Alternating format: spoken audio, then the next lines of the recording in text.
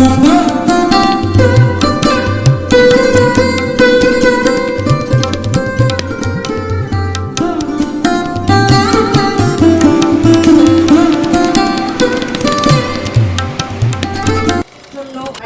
জোর হাততালি হয়ে যাক। এরপর মঞ্চে আমি ডেকে নেব আমাদের কোচিনের আরেকজন ছাত্র জিৎ দাসকে, যে মঞ্চে কবিতা বলে শোনাবে। জোরে হাত তালি। আমার নাম জিৎ দাস। আজ আমি আপনাদেরকে শিক্ষক দিবস উপলক্ষে একটি কবিতা বলবো। একলা সংকোচ। আমি যখন একলা থাকি তখন কি আর একলা থাকি?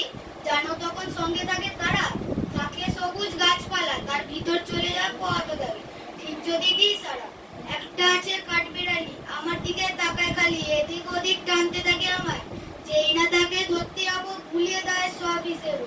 ছুট দিয়ে আর কেউ বা তখন থামায়, সেই ছুটে ছুট লাগিয়ে জোরে, এই মাটিতে এই পাথরে খুব তুলে কেউ জানতে পারে না তা। মস্ত আশীর্বাদের মতো মাথার ওপর ইতস্তত গাছ থেকে যেতে পারে। নমস্কার। জন্য আরেকবার জোর হাততালি হয়ে যাক।